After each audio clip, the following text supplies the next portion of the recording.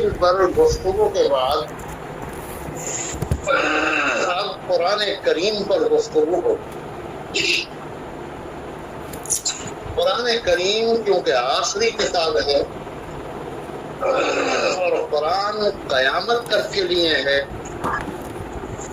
اس لیے نزول ہی نہیں بلکہ قرآن کریم ہر مرحلے میں ان کتابوں سے مختلف ہے. لیکن وہ کتابیں جو ہیں وہ نازل ہوئی ایک مرتبہ،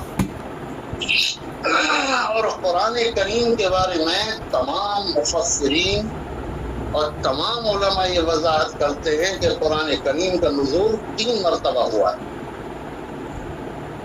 قرآن کا جو پہلا نزول مانا جاتا ہے وہ مانا جاتا ہے لوح محفوظ میں، کہ قرآن کریم کا پہلا نزول لوح محفوظ میں ہوا، اور اللہ تبارک و تعالی نے اس کا نزول کب فرمایا؟ کیونکہ لوح محفوظ بھی ازل سے ہے، اور قرآن کلام الہی ہے، اور کلام الہی اللہ کی صفت ہے، اور اللہ کی تمام صفات قدیم ہیں، تو وہ ہمیشہ سے ہے اور ہمیشہ رہے. تو فرمایا بل ہوا قرآن مجید فی لوح محفوظ، یہ قرآن مجید ہے جو لوح محفوظ میں لکھا ہوا ہے. لوح محفوظ کیا ہے؟ حضرت ابن عباس فرماتے ہیں کہ عرش الہی کے بالکل برابر میں ایک پتھر کی ایک لوح ہے، تختی ہے، اور اس کا انداز جو ہے وہ انڈا کار ہے، یعنی گول تو ہے لیکن مکمل گول نہیں ہے، بلکہ انڈے کی شکل میں گول. اللہ تبارک و تعالیٰ نے اسی لوح محفوظ میں تمام چیزیں لکھ دی ہیں قبل ان یخلق السماوات والارض ب50 الف سنہ، یعنی دنیا کے پیدا کرنے سے 50 سال پہلے اللہ تبارک و تعالیٰ نے تمام چیزیں اس میں لکھ دی. تو اسی وقت گویا قرآن کریم بھی اسی وقت نازل ہوا لوح محفوظ پر یا کب.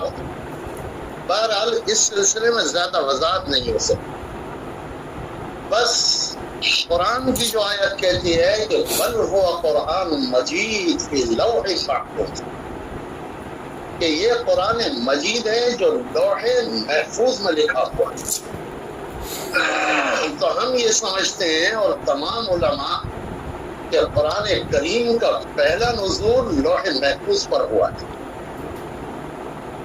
اب دوسرا جو نزول قرآن کریم کا ہوا وہ ہے النزول من اللوح المحفوظ الى بیت العزہ فی السماء الدنیا. کہ دیکھیے جس طرح یہاں بیت اللہ ہے ہمارا، تو اسی کی محاذات میں آسمان پر فرشتوں کا قبلہ ہے،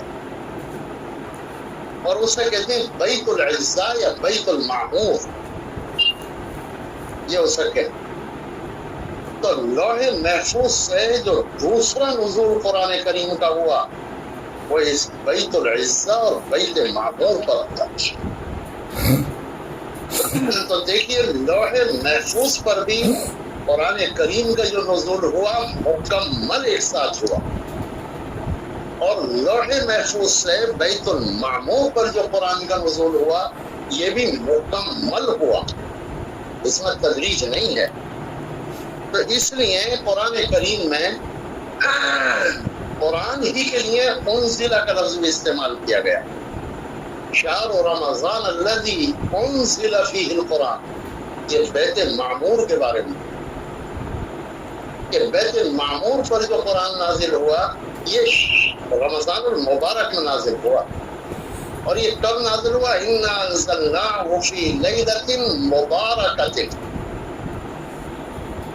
اور رمضان میں جو ہم نے اسے اتارا تو یہ ایک مبارک رات میں اتارا.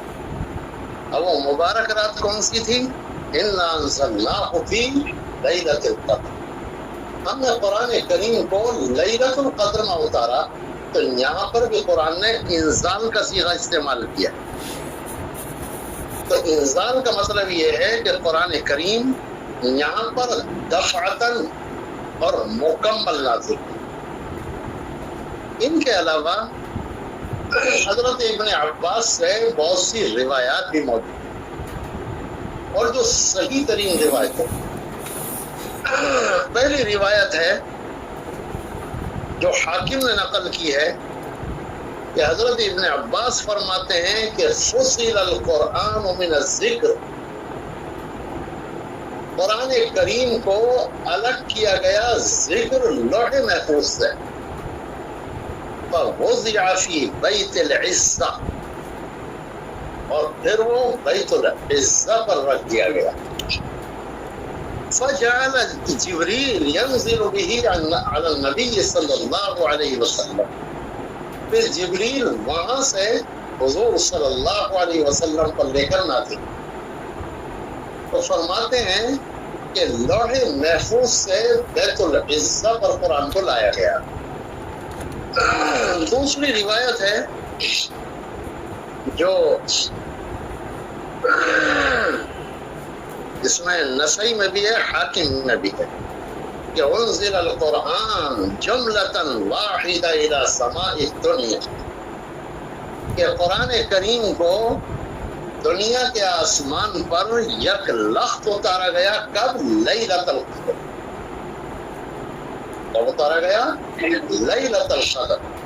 ثم انزل بعد ذلك فی 20 سنۃ، اور پھر اس کے بعد 20 سال تک قرآن کریم کو 20 سال میں نازل کیا گیا حضور صلی اللہ علیہ وسلم پر. دیکھیے اب آپ سوچ رہے ہوں گے 20 سال کا آ گیا، حالانکہ 23 سال. تو دیکھیے عربوں کا ایک قاعدہ یہ ہے، وہ کسر کو چھوڑ کر نقل کرتے ہیں بات. یعنی اگر 12 ہوں گے تو کہیں گے 10، اور 21 22 ہوں گے 23 ہوں گے کہیں گے 20.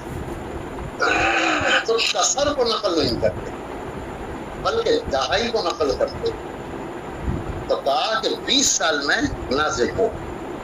اور پھر یہ حاکم اور نسائی اور بیہقی کی روایت ہے.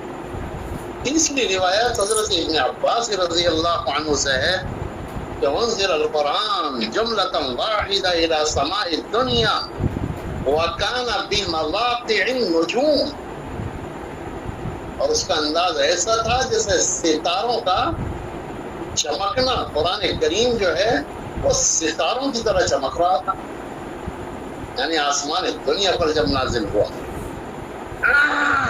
اور پھر وہاں سے رسول اللہ صلی اللہ علیہ وسلم پر نازل. یہ بھی حاکم اور بیہقی کی روایت ہے. لیکن یہاں پر ابن عباس رضی اللہ عنہ نے حضور صلی اللہ علیہ وسلم کا حوالہ نہیں دیا، بلکہ خود فرمایا کہ قرآن کریم نازل ہوا. تو ایسی روایت کو موقوف کہتے ہیں کہ جو صحابی تک پہنچے حضور صلی اللہ علیہ وسلم تک نہ پہنچے. اگر حضور تک پہنچتی ہے تو اسے مرفوع کہتے ہیں، اور یہ روایت موقوف ہوتی. تو موقوف روایت جو ہے اس کی 2 شرطیں ہیں اسے قبول کرنے کی. پہلی شرط یہ ہے کہ موقوف روایت جو صحابی نقل کریں ان صحابی کی عادت اسرائیلیات نقل کرنے کی نہ ہو.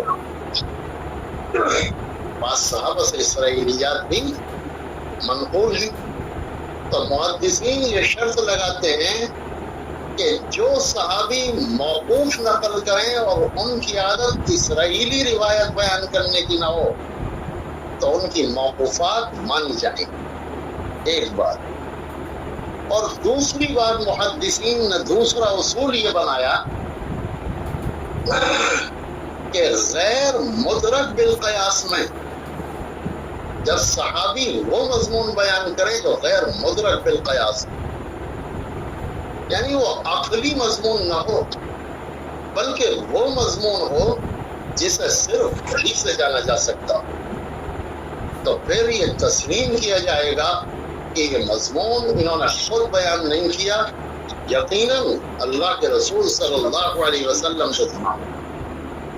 اب آپ دیکھیے کہ لوح محفوظ پر نازل ہونا، لوح محفوظ سے آسمان دنیا پر نازل ہونا، بھی مواقع النجوم ہونا، یہ تمام تر مضامین وہ ہیں کہ جنہیں عقل سے نہیں جانا جا سکتا۔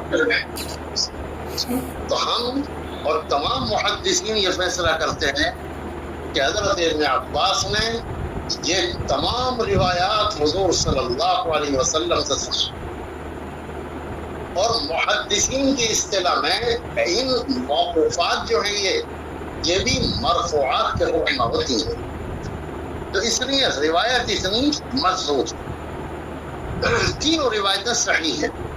پھر امام قرطبی رحمۃ اللہ علیہ جو بہت بڑے امام ہیں اور تفسیر ہے ان کی، تو امام قرطبی رحمۃ اللہ علیہ نے لکھا ہے کہ لوح محفوظ سے سمائے دنیا پر قرآن کا نازل ہونا، اس پر پوری امت کا اجماع ہے۔ یعنی کوئی ایسی بات نہیں کوئی لوگ بیان کریں، اس پر پوری امت کا اجماع ہے۔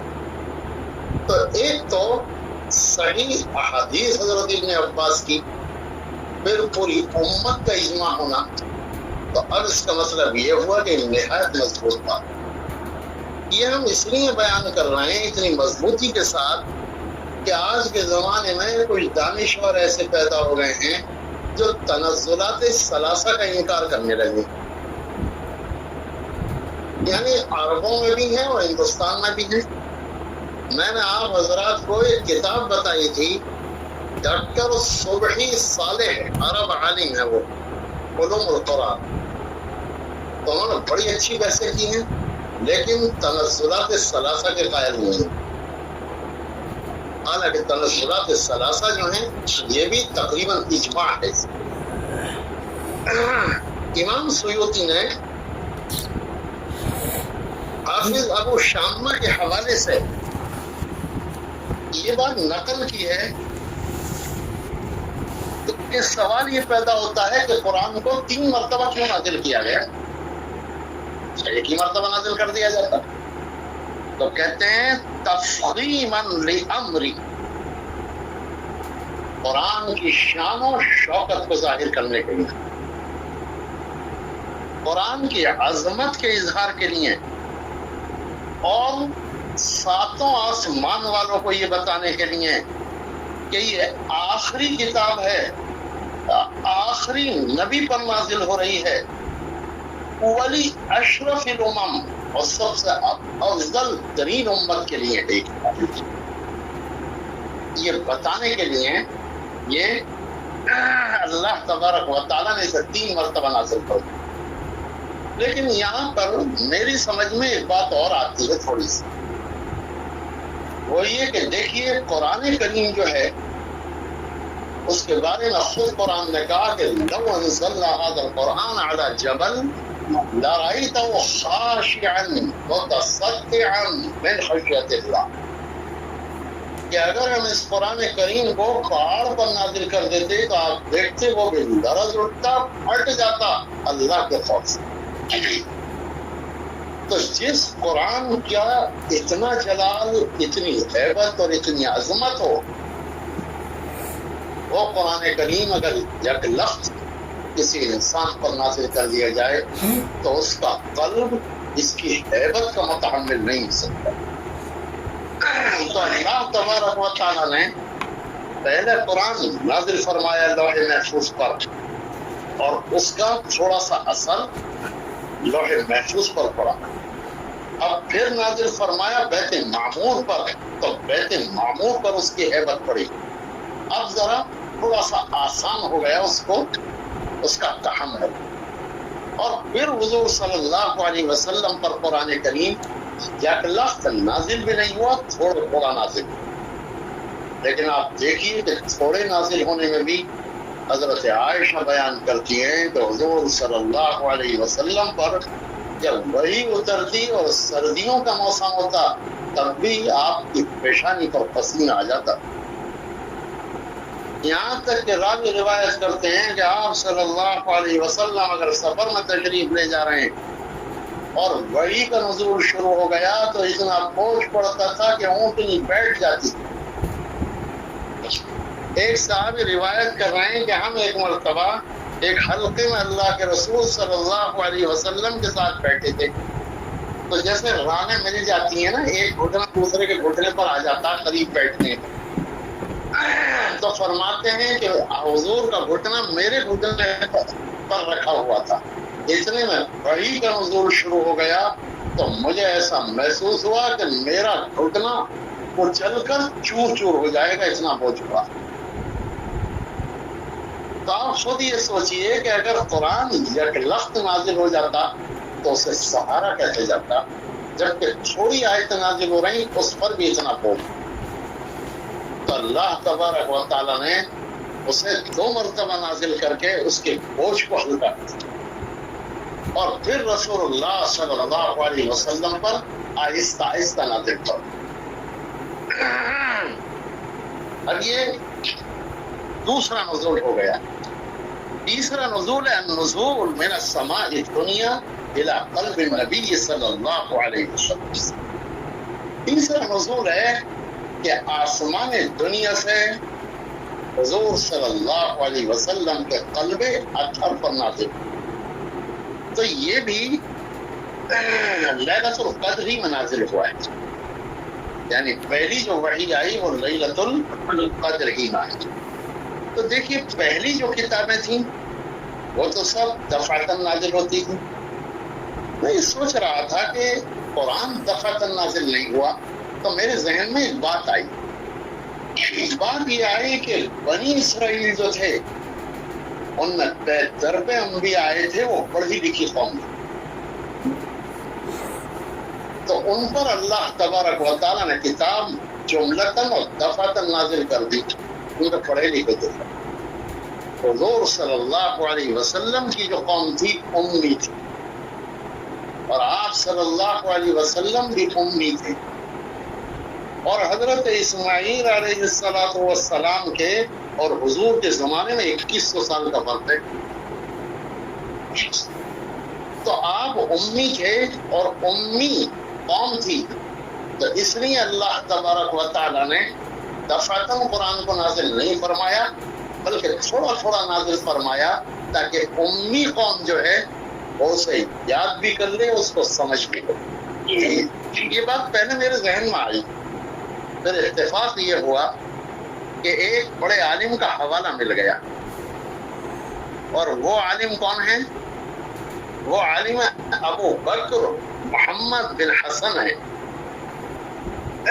یہ 6 صدی ہجری کے عالم ہیں، اور ان کا لقب ہے سورت،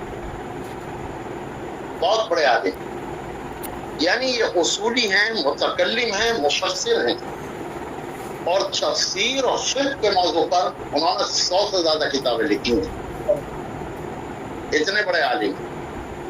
تو ان کا مجھے ایک جگہ لکھا ہوا مل گیا کہ انہوں نے کہا کہ بنی اسرائیل میں بے شمار انبیاء آئے، اور وہ کیونکہ پڑھے لکھے تھے اس لیے اللہ تبارک و تعالیٰ نے ان پر کتاب کو دفعتاً نازل کر دیا، اور حضور کی جو امت تھی یہ امی تھی، اس لیے تھوڑا تھوڑا نازل کر۔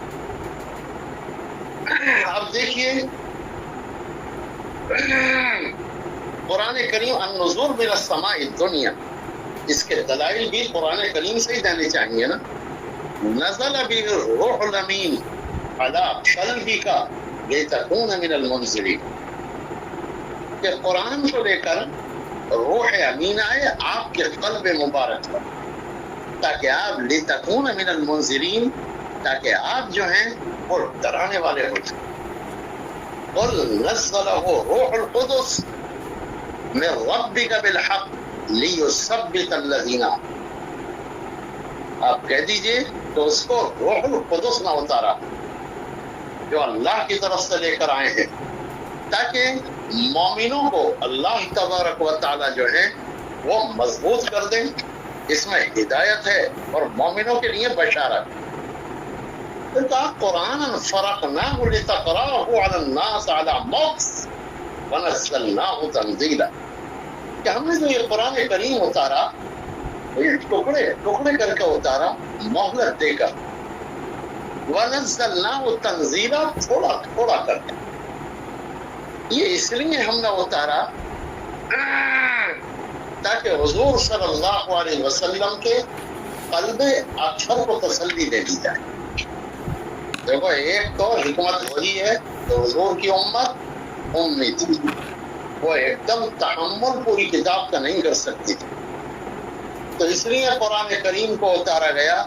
ادھر کتابوں میں دفعتاً بھی دی گئی بنی اسرائیل کو اور لکھ کر بھی دی گئی.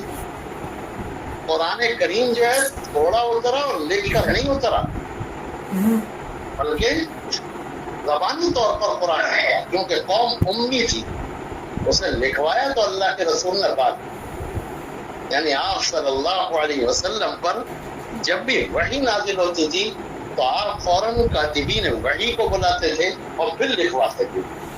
کاتبین وحی کی تعداد 40 تک پہنچتی ہے. کاتبین وحی کو ایسا نہیں تھے 5-6 تھے، ان کی تعداد 40 تک پہنچتی. قرآن کریم خود یہ تنزیل پر کہتا ہے کہ اس کی حکمت کیا ہے، لِنُثَبِّتَ بِهِ فُؤَادَكَ، تاکہ ہم آپ کے قلب کو ذرا مضبوط کر دیں، جما دیں، آپ کا قلب گھبرائے نہیں.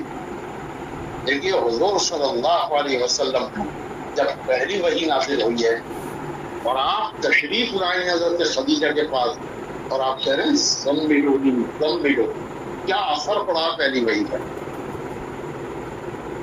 کیسی گھبراہٹ ہے اللہ کے رسول پر. وحی کا تحمل کوئی معمولی بات ہے کہ وحی کا تحمل کر لیا جائے. تو الغرض یہ تیسرا جو نزول ہے یہ حضور صلی اللہ علیہ وسلم پر تھوڑا تھوڑا نازل ہوا. کبھی 10 آیتیں، کبھی 5 آیتیں، کبھی کبھی پوری پوری سورت، اور کبھی ایک جملہ غیر اولی الضرر، یہ ایک جملہ آیا ہے بس. یہ نازل مکہ مکرمہ میں 13 سال تک قرآن کریم نازل ہوا اور مدینہ منورہ میں 10 سال قرآن کریم نازل. حضرات مفسرین نے اس پر پوری بحث کی ہے کہ تدریجی نزول کی حکمتیں کیا کیا ہیں.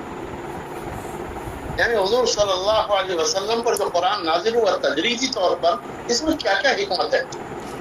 تو سب سے پہلی حکمت تو وہ یہی بتاتے ہیں کہ رسول اللہ صلی اللہ علیہ وسلم کے قلب کو مضبوط کرنا اور طاقت ہے.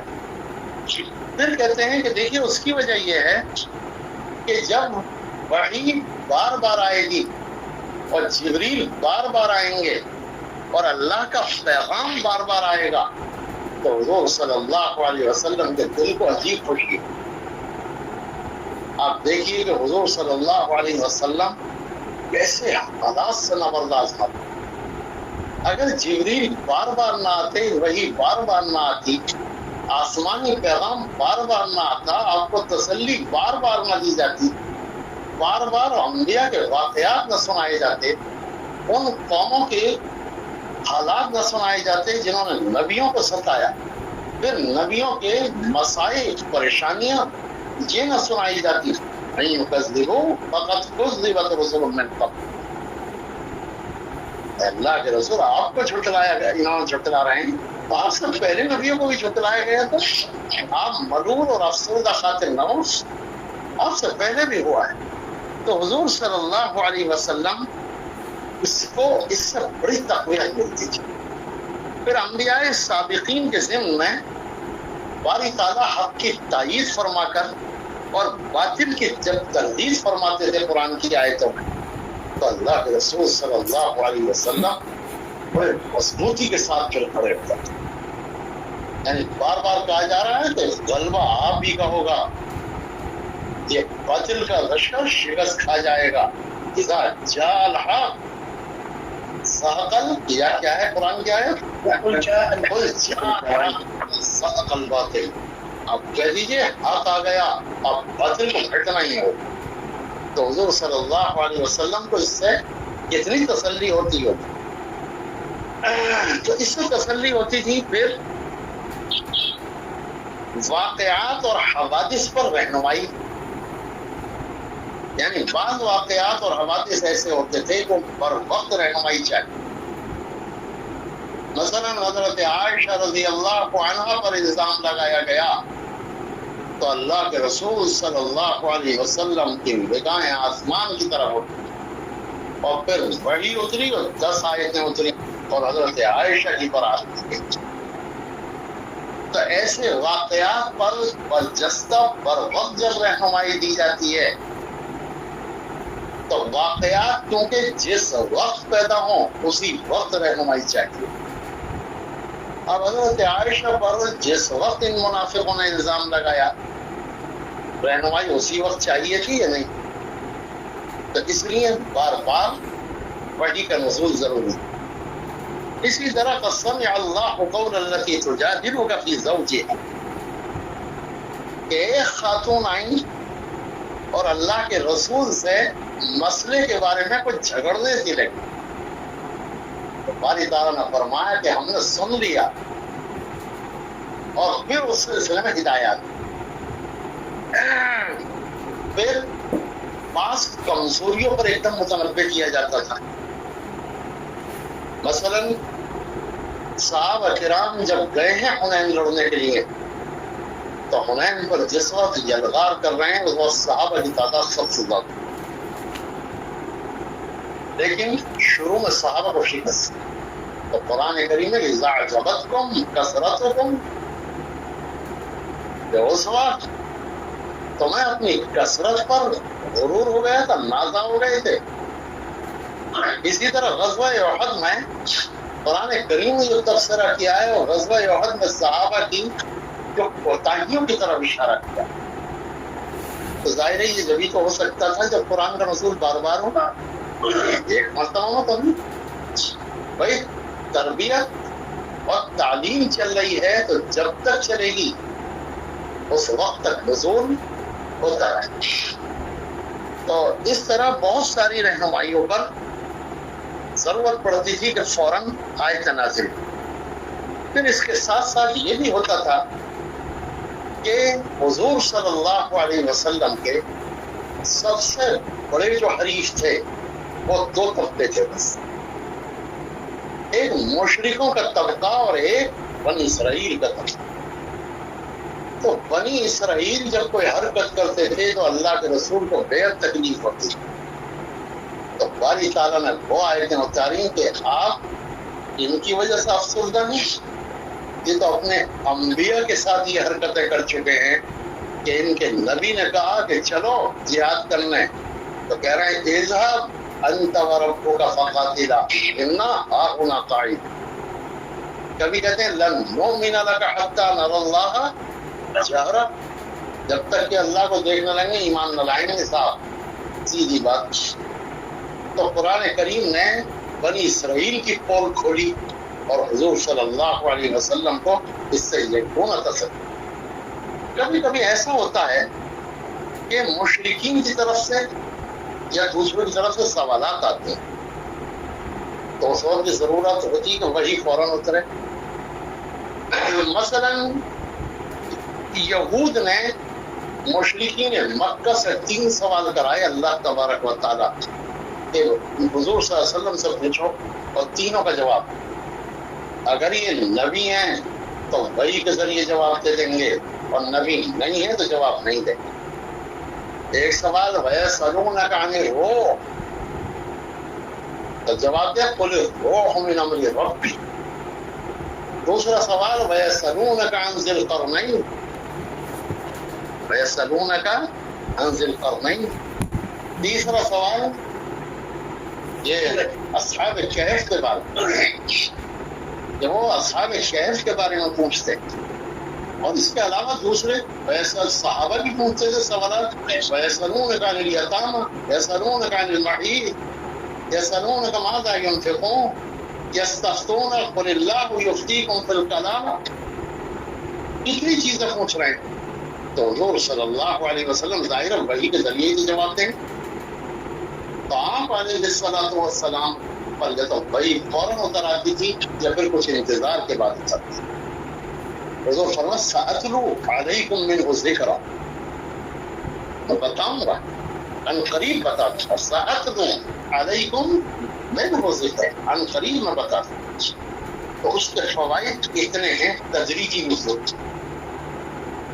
یعنی اتنے فوائد ہیں کہ لوگ سوالات پوچھے تو سوالات کے جوابات بھی ہوتے رہیں. پھر تدریجی نزول میں دیکھیے تعلیم و تربیت جو ہے، عرب قوم صدیوں کی بگڑی ہوئی تھی. کیسی بگڑی ہوئی تھی؟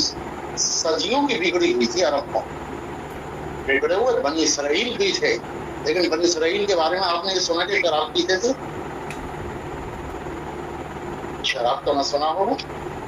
بدکاریاں کرتے تھے یہ بھی نہ سنا ہوگا. شرارت کرتے تھے. کچھ لوگ بدکاری کر سکتے ہیں، پوری قوم بدکاری نہیں کر سکتے تھے. کیوں؟ اوپر سے کتاب چلی آ رہی تھی، تعلیم چلی آ رہی تھی، نبوت کا سلسلہ چلا آ رہا تھا. ان میں یہ چیزیں نہیں پھیل سکتی تھی. بنی اسرائیل بتوں کی پوجا نہیں کرتے تھے. بنی اسرائیل لڑکوں کو قتل نہیں کرتے تھے. بنی اسرائیل کے اندر ایسی قتل و غارت گری جاری نہیں تھی جیسے عربوں میں تھی. ٹھیک ہے نہیں، بنی اسرائیل میں نہیں، دوسری چیزیں تھیں ان میں. تو ظاہر حضور صلی اللہ علیہ وسلم کو جو قوم ملی تھی تو یہ کم از کم یعنی 2100 سال کے بعد نبی آئے، اور یہ 1800 سال تک تو اللہ کی عبادت کرتے رہے. لیکن حضور کی بعثت سے 300 سال پہلے ان میں بت پرستی آ گئی. 300 سال پہلے بس 1800 سال تک تو خدائے واحد کی پرستش کرتے رہے. لیکن حضور صلی اللہ علیہ وسلم کے زمانے سے 300 سال پہلے ان میں بت پرستی آئی، اور بت پرستی بھی شدید طور پر آئی. تو یہ بدکاری بھی کرتے تھے، شراب بھی پیتے تھے، جوا بھی کھیلتے تھے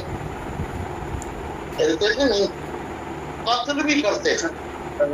اور جنگیں ایسی جاری تھیں کہ عرب قبیلے کے بارے میں کہا گیا کہ لو تاخر الاسلام لاکلت بنو تغلب جمیع القبائل. اگر اسلام کے آنے میں تھوڑی سی اور تاخیر ہو جاتی تو بنو تغلب جو ہے وہ تمام قبیلوں کو کھا جاتے، وہ اتنے مضبوط تھے. جنگیں ایسی کثرت کے ساتھ جاری تھی، بنی اسرائیل میں تو نہیں تھی بھائی، ان لوگوں میں تھی. ظاہر ہے ان کی تعلیم و تربیت ایسے نہیں ہے کہ ایک ہی مرتبہ کتاب اتار دیتے اور یہ سب پابند ہو جاتے. اسی لیے آپ دیکھیے کہ ان کی سرشت میں شراب پڑی ہوئی تھی. شراب ان کی گھٹی میں تھی، گھٹی میں تھی نہیں. اور صرف شراب پیتے نہیں تھے بلکہ شراب کا کاروبار بھی کرتے تھے. شراب کی تجارت ایکسپورٹ بھی کرتے تھے وہ شراب بڑے پیمانے پر. ان کی کوئی دعوت ایسی نہیں تھی کہ جو شراب کے بغیر ہو جاتی ہے. کوئی تقریب، کوئی پروگرام ایسا نہیں تھا جو شراب کے بغیر ہو جاتا. ممکن ہی نہیں تھا. شراب اتنی ان کی گھٹی میں پڑی ہوئی. اب جو چیز اتنی گھٹی میں پڑی ہوئی ہو تو اس کے لیے ایک دم حکم آ جائے کہ حرام تو ذرا مشکل ہو. اسی لیے شراب کا حکم تدریجی طور پر آیا. فَيَسْأَلُونَكَ عَنِ الْخَمْرِ وَالْمَيْسِرِ قُلْ فِيهِمَا اسْمٌ كَبِيرٌ. پھر دوسرا یا ایھا الذین آمنوا لا تقربوا الصلاة وانتم سکارى. تو صحابہ کرام روایت کرتے ہیں کہ جب یہ آیت نازل ہوئی تو صحابہ کی ایک خاصی تعداد نے اسی وقت شراب چھوڑ دی. دیکھیے صحابہ میں ایسے لوگ بھی تھے جو زمانہ جاہلیت میں بھی شراب نہیں پیتے. ایسے بھی تھے زمانہ جاہلیت میں بھی صحابہ میں ایک کثیر تعداد ہے جنہوں نے کبھی بدکاری نہیں کی. ایسے بھی تھے. لیکن جب یہ آیت نازل ہوئی تو صحابہ نے قرآن کے نزول کے رخ کو سمجھ لیا کہ اب یہ شراب حرام قرار دے دی جائے گی. تو ایک بڑی جماعت نے چھوڑی. پھر جب دوسری آیت نازل ہوئی اور بڑی جماعت نے چھوڑی. اور پھر جب تیسری آیت نازل ہوئی یا ایھا الذین آمنوا انما الخمر والمیسر والانصاب والازلام رجس من عمل الشیطان فاجتنبوہ. تو آپ دیکھیے کہ تیسرے مرحلے پر آ کر تدریجی طور پر ایسی اللہ تبارک و تعالیٰ نے ان میں صلاحیت پیدا کر دی کہ جب مدینے کی گلیوں میں یہ اعلان گونجا الا ان الخمر قد حرمت، کہ دیکھو شراب حرام قرار دے دی گئی، تو آپ دیکھیے کہ ایسی ایسا حرام اسے تصور کیا کہ جس کے ہاتھ میں جام تھا اس نے جام پھوڑ دیا، جس کے منہ میں شراب تھی کلی کر دی، جس کے پیٹ میں پہنچ گئی تھی اس نے حلق میں انگلی ڈال کر طے کر دیا۔ اور پھر اس کی حرمت اتنی بیٹھی، دیکھیے اس وقت یہ آج ہی تو مسئلہ ہے کہ شراب جو ہے اس کا ہم وہ بھی نہیں کر سکتے، فروخت اسے بیچ بھی نہیں سکتے۔ یہ اللہ کے رسول صلی اللہ علیہ وسلم نے بعد میں تو مسائل بتائے ہوں گے، جس وقت حرمت نازل ہو رہی اس وقت تو یہ تفصیلات نہیں ہوں گی، لیکن صحابہ کا ذوق دیکھیے کہ حضور صلی اللہ علیہ وسلم آگے جو تعلیمات انہیں دینا چاہتے تھے صحابہ نے اسی دن سے اس پر عمل کیا، گھوڑے پھوڑ دیے، جتنا ذخیرہ تھا بہا دیا۔ صحابہ میں سے ایک بھی پوچھنے کے لیے نہیں آیا کہ اللہ کے رسول ہم بیچ کے ان کا پیسے نہ بنا لیں۔ کبھی آپ حدیث میں دیکھا کہیں روایت میں آیا کہ کوئی ایک صحابی بھی آیا ہو کہ اللہ کے رسول ہمارے لیے تو حرام ہے لیکن اتنے بہت سے کافر گھوم رہے ہیں کم وقت، یہ تو پیتے ہی ہیں، انہیں بیچ کے کیوں نہ ہم پیسے بنا لیں؟ کسی ایک صحابی نے نہیں پوچھا، کیوں؟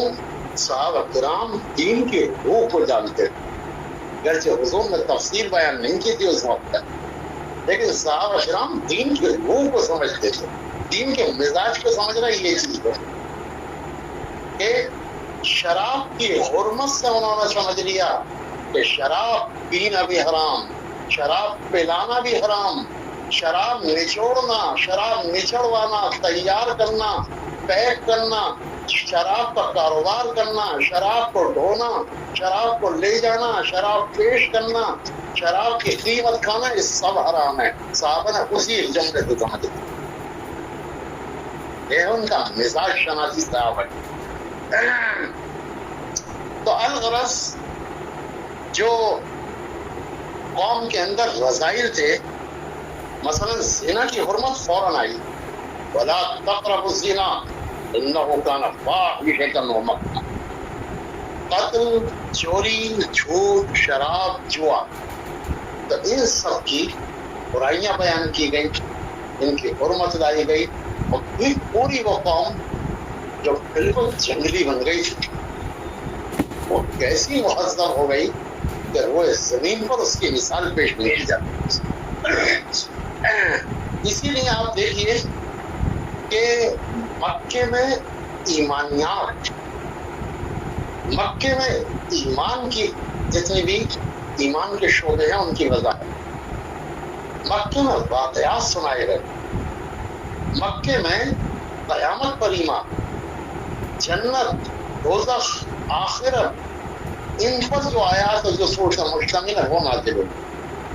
پھر جب ان کے اندر بچ بس گئی ساری چیزیں، مدینے میں پھر شرعی احکام نازل ہوئے۔ تو یہ تدریج میں کیسی حکمت ہے، آپ خود یہ سوچئے کہ اگر دفعتاً قرآن نازل ہو جاتا تو عرب ساری چیزوں پہ ایک دم عمل کر سکتے تھے؟ بالکل بھی نہیں کر سکتے تھے وہ۔ تو خود لکھا ہے امام فورک نے کہ اس وقت قرآن کریم کا یہ انکار بھی کر سکتے تھے، انہیں بعد بھی ہو سکتا تھا، قرآن کی مخالفت بھی کر سکتے تھے یہ۔ اس لیے اللہ تبارک و تعالیٰ نے حکمت کے ساتھ تدریجی طور پر نازل فرمایا، اور پوری قوم کی تربیت بھی ہوتی رہی، عقیدوں میں سدھار بھی آتا رہا، ایمان گہرائی کے ساتھ جڑ پکڑتا رہا، خصائل آتے چلے گئے، خوبیاں آتی چلی گئیں، اخلاق میں سدھار آتا چلا گیا، برائیاں دور ہوتی چلی گئیں، قتل بھی چھوٹ گیا، جھوٹ بھی چھوٹ گیا، زنا بھی چھوٹ گیا، چوری بھی چھوٹ گئی، شراب بھی چھوٹ گئی، تمام تر جتنی معاشرے کی برائیاں تھیں وہ سب کے سب چھوٹ گئی۔ یہ حکمت ہے قرآن کریم کے تدریجی طور پر نازل ہوئی۔ یعنی میں نے جب اس کا مطالعہ کیا تو محسوس ہوا کہ تدریج کا باب تو بہت بڑا ہے، یہ میں نے خلاصے کے طور پر بیان کیا آپ سے۔ ورنہ جو مفسرین ہیں انہوں نے تدریج پر اتنا لکھا ہے کہ تدریج پر پوری کتابیں تیار ہو سکتی. تو الغرض قرآن کریم پچھلی کتابوں کے برعکس خلاصہ کلام کیا نکلا کہ پچھلی کتابیں دفعتاً مکتوب شکل میں ایک مرتبہ نازل ہوئی. قرآن کریم 3 مرتبہ نازل ہوا اور پھر جب اللہ کے رسول پر نازل ہوا تو دفعتاً نہیں تھا اور مکتوب نہیں. پھر قرآن کریم تدریجی طور پر جو نازل ہوا تو تدریج کی حکمتیں کیا ہیں؟ ایک تو اللہ کے رسول صلی اللہ علیہ وسلم کے قلب اطہر کو تقویت دینا، دوسری واقعات اور حوادث جو پیدا ہوئے، لوگوں کے جو سوالات آئے، لوگوں نے جو اعتراضات کیے ان سب کا بروقت جواب، تیسری تدریجی کی طور پر تعلیم و تربیت، یعنی قوم جو تھی صدیوں کی بگڑی ہوئی تھی، اگر تدریجی طور پر نازل نہ ہوتی تو ان کی اصلاح کبھی نہ ہوتی. تو تدریج کے طور پر یہ سدھرتے چلے گئے، یہاں تک کہ کہنا چاہیے کہ اللہ کے رسول نے فرشتوں کی جماعت پیدا کر دی.